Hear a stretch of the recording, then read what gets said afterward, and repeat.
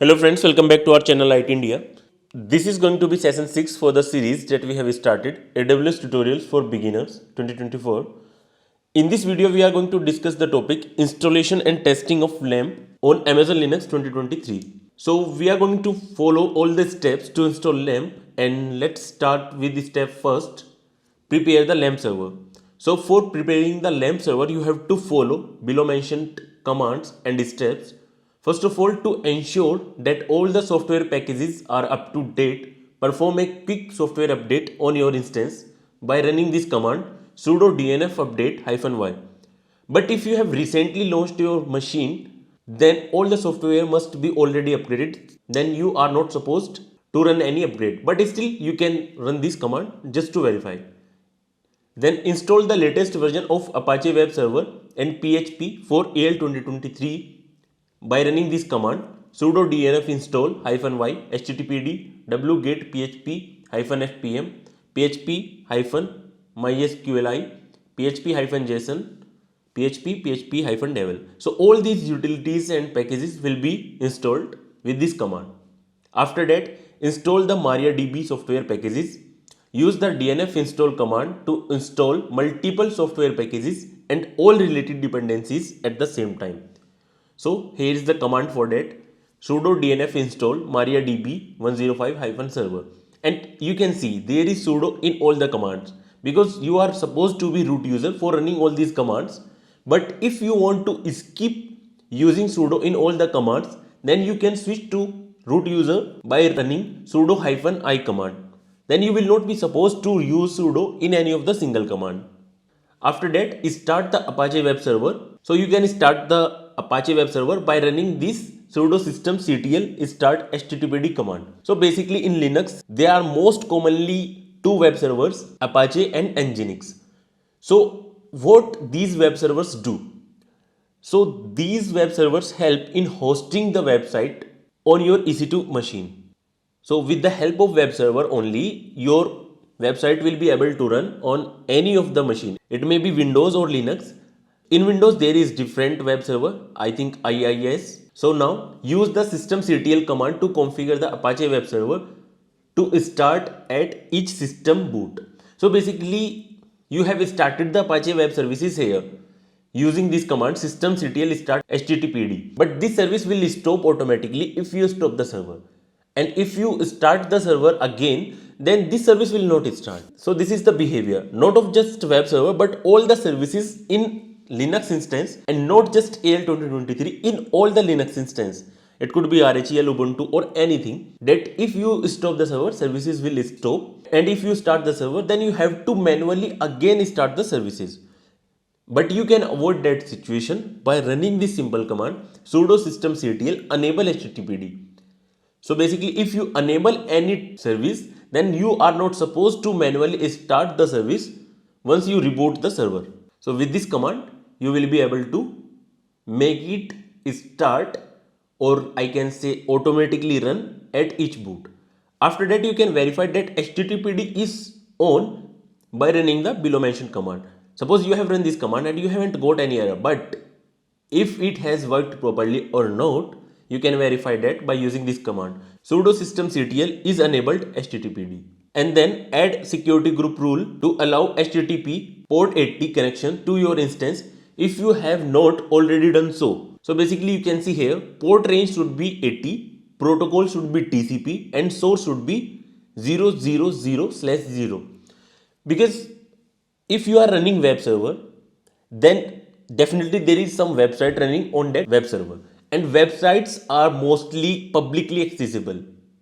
And if it is publicly accessible, then it should be allowed from everywhere, so that any person from any part of the world can access the website. Because if you mention any particular IP, then only that person will be able to access the website, and no one wants that. So yeah. And now to set file permissions, add your user.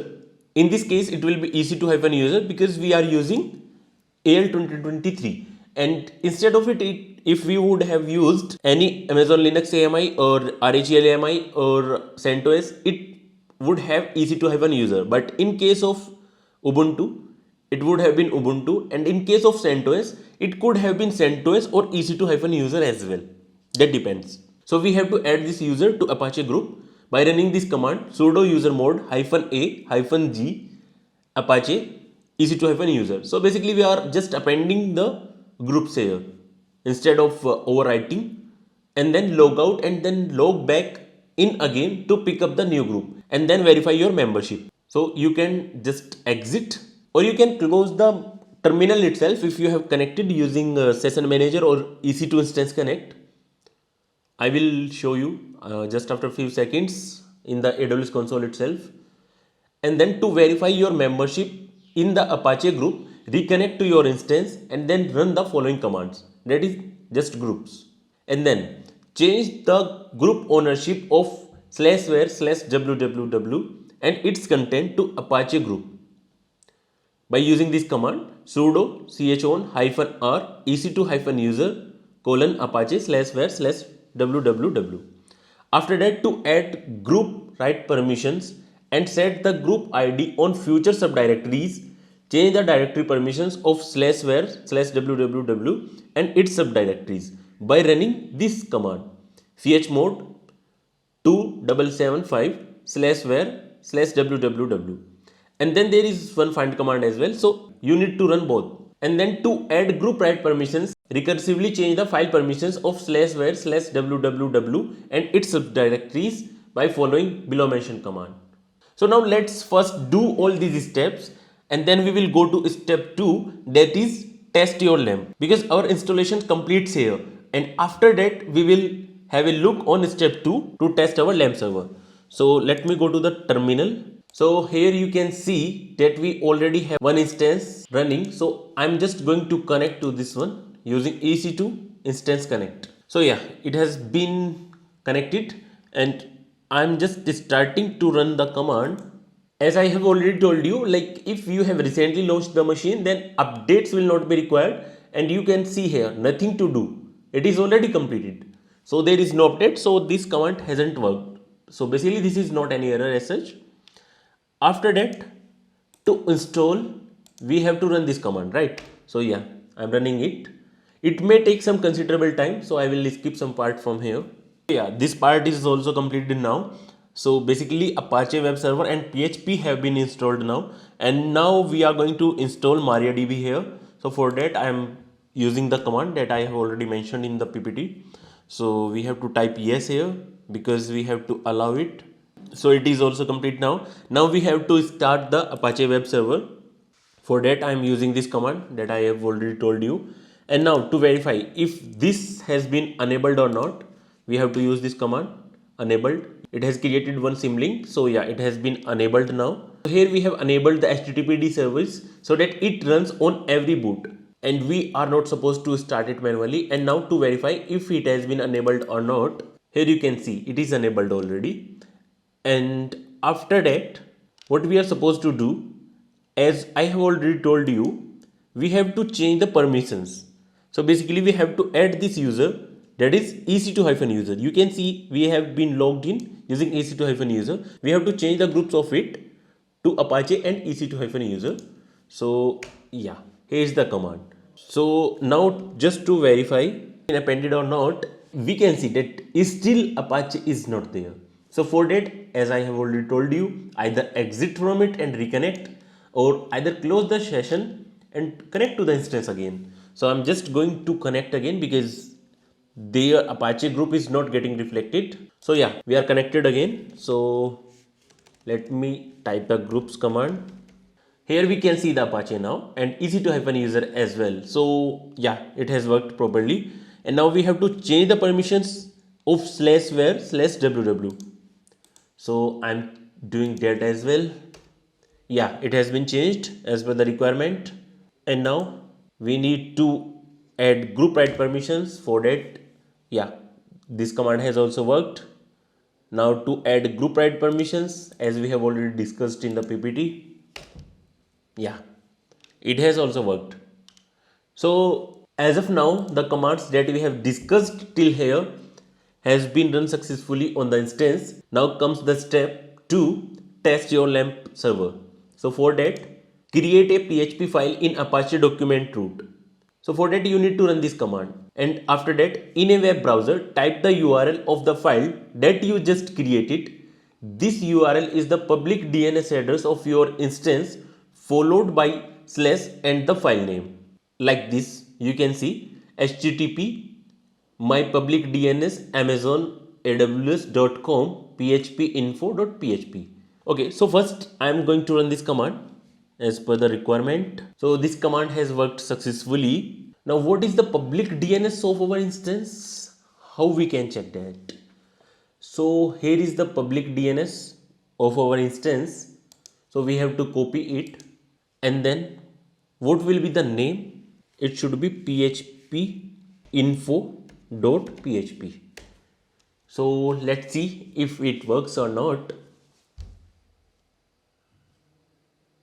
I don't think it is working. And why? Can you have any guess? We have already discussed in our video that there should be some port to allow the traffic on port 80. So, but we haven't allowed that. Let me go to the security group. Here is the security group. Inbound rule are here. So I'm just clicking on that to change it in front of you itself.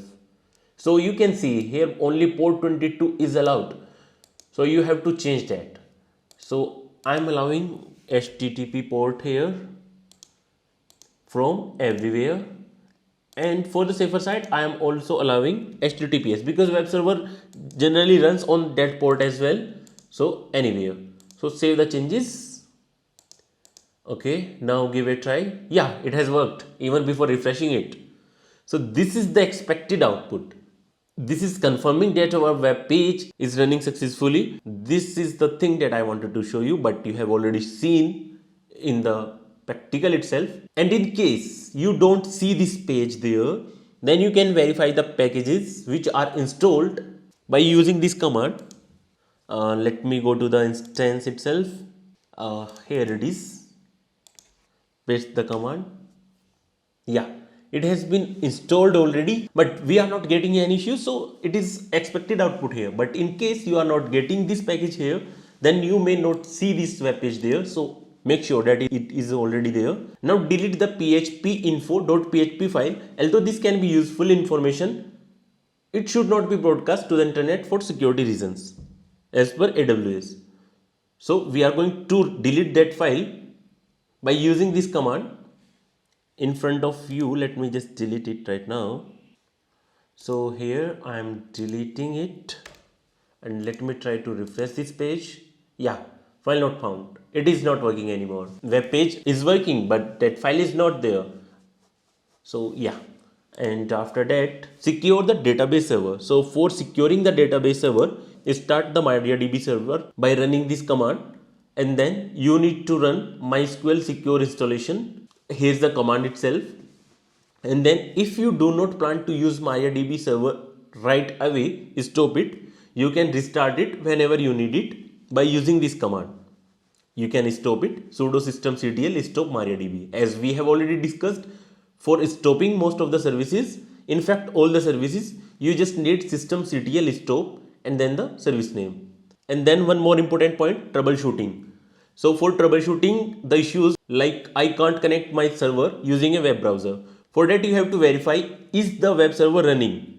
So how you can verify that? You can verify that by running this command sudo systemctl is enabled httpd. And then is the firewall correctly configured? So you can verify that the security group for the instance contain a rule to allow traffic HTTP on port 80. Like just in front of you, we were not able to connect to our web server, and after allowing port 80, it worked automatically. So this happens. It may be the cause in your issues as well. So that's all in this video. Thanks for watching this video. Have a great learning, and please do subscribe this channel IT India.